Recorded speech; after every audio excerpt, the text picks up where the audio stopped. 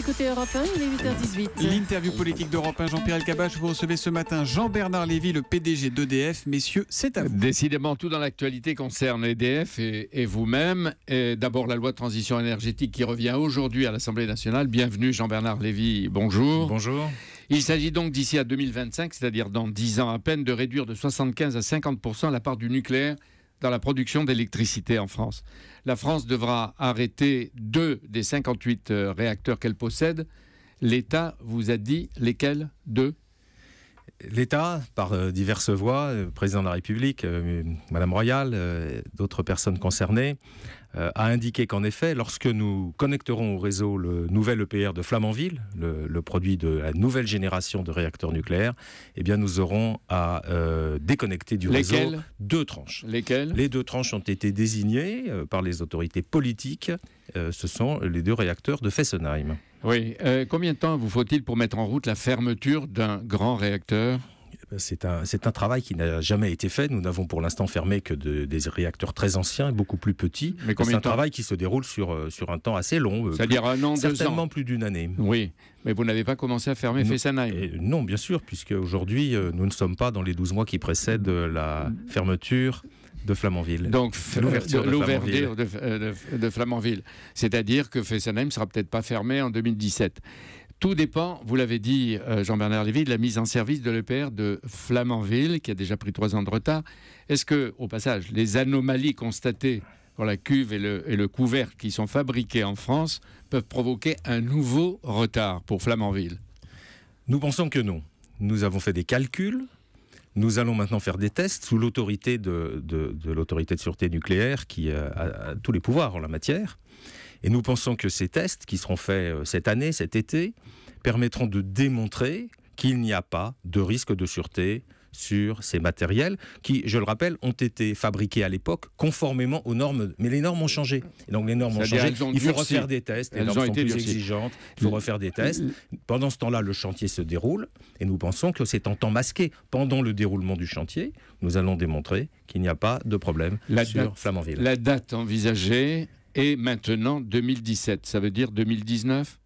2017, ça veut dire 2017. Ce sont les dernières informations communiquées l'an dernier par EDF. Depuis, nous sommes en train de reprendre avec nos partenaires d'Areva. Non, mais est-ce que vous fixez d'ores et déjà un objectif d'ouverture ? Voilà. Donc, l'objectif d'ouverture, c'est évidemment le plus tôt possible, parce que, vous l'avez dit, le chantier a pris du retard. Le monde entier regarde ce qui est en train de se passer sur Flamanville, et nous espérons le faire le plus tôt possible, et je l'espère dès 2017, mais on en dira un petit peu plus quand on en saura plus. Donc, vous voulez que les délais soient accélérés. Pour rénover le parc nucléaire et investir dans les énergies renouvelées, je suppose qu'il faut évidemment beaucoup d'argent.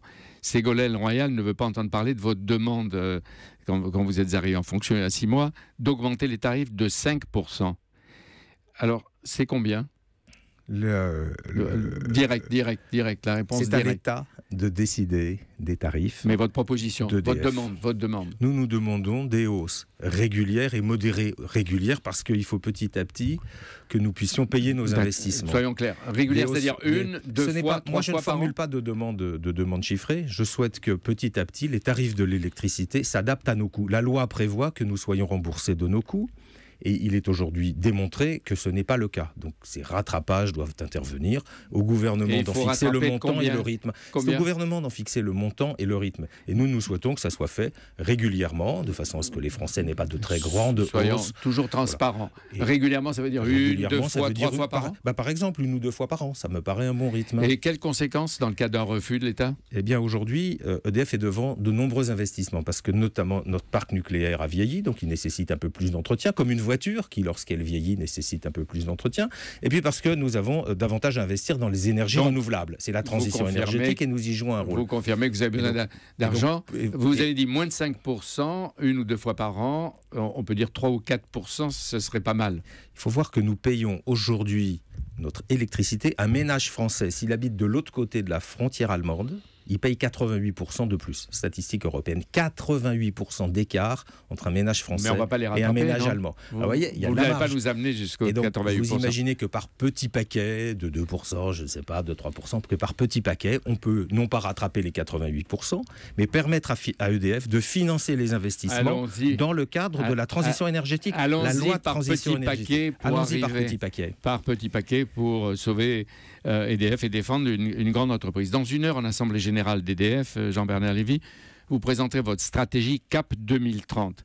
Est-ce que ça veut dire que c'est pour un EDF tout seul ou avec Areva qui est en grande difficulté, en phase de survie? Est-ce que d'ici à la fin du mois, qu'est-ce que vous allez proposer pour Areva? Alors nous sommes en train de préparer une proposition que j'adresserai dans les jours qui viennent à Philippe Varin, le président d'Areva, pour lui proposer que EDF achète l'activité réacteur d'Areva. C'est une activité que nous connaissons très bien, puisque les réacteurs, nous les avons nous-mêmes construits. Nous les avons construits avec l'aide d'Areva. Nous les exploitons. Les réacteurs, c'est combien? C'est 15 000 salariés et cadres. C'est 15 000 salariés qui construisent et exploitent des réacteurs dans le monde entier. C'est notre métier. C'est un métier que nous connaissons bien. Areva aujourd'hui est en difficulté, c'est clair. Ça ne peut pas durer. Et le gouvernement nous a demandé. durer. Je crois qu'il faut prendre des décisions assez vite. Ça fait maintenant 6 mois qu'il y a une nouvelle équipe à la tête d'Areva et le gouvernement a demandé des propositions à Areva et des propositions à EDF. Et nous avons été reçus par le Premier ministre pour cela. Vous agrandiriez EDF des 15 000 et des réacteurs, c'est-à-dire l'ex-Framatome, ou vous créerez une société filiale autonome? Nous créerions, dans ce cas-là, notre proposition, c'est de reprendre ça dans une société filiale majoritaire d'EDF, avec des partenaires. Et déjà, nous avons des gens qui nous demandent, est-ce que vous seriez d'accord pour être votre partenaire?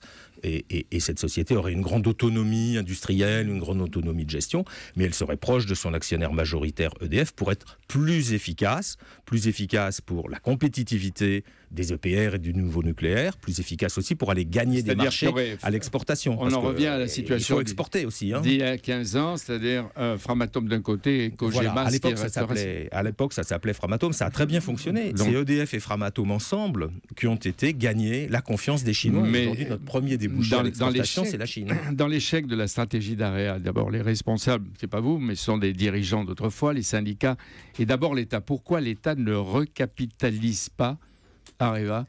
Ce serait trop cher? Écoutez, moi je vais citer Emmanuel Macron qui a dit il y a seulement quelques jours que le moment venu, l'État va recapitaliser Areva. Je crois qu'il attend d'abord de voir quelle est la structure de l'industrie nucléaire pour les 20 ou 50 ans qui viennent. Et puis à la fin, il y aura une recapitalisation, c'est ce qu'il a dit. Si Jean-Bernard Lévy, l'acquisition aurait un prix. Dans les comptes d'Areva, j'ai vu que c'est autour de 3 milliards. Est-ce que c'est le prix que vous mettriez, 3 milliards? Nous n'avons pas encore terminé nos calculs et le moment venu, je laisserai à Areva le soin de découvrir le chiffre. Oui, mais ce serait 3 ou un peu moins. Je ne doute pas que vous l'apprendrez peu de temps après. Non, mais ici, on apprend tout. Mais c'est difficile de l'apprendre avant. L'orientation, ce serait moins des 3 milliards, moins du prix actuel, quoi, c'est tout. Nous proposerons un prix juste, mais aussi un prix de marché. Nous devons aux actionnaires d'EDF, nous devons à l'ensemble des Français de payer le prix juste pour ces activités. C'est-à-dire pas les 3 milliards. Le gouvernement décide qu'en effet, en France, les réacteurs, c'est EDF. C'est ce que vous voulez. Areva fut une grande ambition. Areva tel quel risque de ne plus exister dans les mois qui viennent. C'est clair. On peut le dire comme ça. Pas une solution. Ce qui est important, c'est qu'il continue à y avoir des compétences, parce que c'est une filière d'excellence, le nucléaire en France. Nous n'en avons pas beaucoup. Et ce que nous proposons, c'est de préserver ces compétences, de les développer et d'aller reconquérir des parts de marché. Vous le savez. Et que la filière nucléaire française, qui était un bijou jusqu'ici, qui ne devrait pas être en danger, reste sous l'autorité ou le leadership de vous. Et qu'elle puisse gagner des parts de marché. Vous le savez, de nombreux pays, l'Égypte, l'Inde, la Chine, publiquement disent qu'ils sont intéressés par l'EPR. Alors maintenant, il faut transformer l'essai. Décision autour du début juin. Deux choses, parce que vous avez joué un grand rôle j'ai dit que vous étiez dans l'actualité, dans la préparation du sommet de décembre. Là, il y a 1000 décideurs politiques, économiques et investisseurs en ce moment en France pour un forum qui va être inauguré jeudi par le président de la République.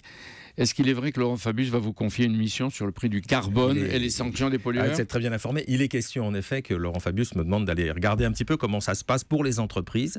Qu'est-ce qu'il faut penser du rôle des entreprises dans la lutte contre le réchauffement climatique. Et EDF aura un grand rôle, je suppose, on en parlera. Et EDF, bien sûr, est très investi. Et je voudrais rappeler que nous avons, en France, une électricité très décarbonée grâce au nucléaire et grâce à l'hydraulique. Vous reviendrez. Merci, voilà. Jean-Bernard Lévy. Et nous éteignons la lumière, alors à ce moment-là, c'est le moment.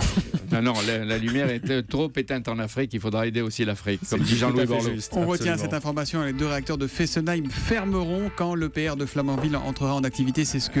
Et comme il ne rentrera pas en activité avant 2017-2018, Fessenheim ne sera pas fermé en 2017-2018. Et ben voilà, merci Jean-Pierre Elkabbach. Demain, c'est Fleur Pellerin, la ministre de la Culture, qui sera votre invitée pour l'interview politique d'Europe 1. À demain, Jean-Pierre.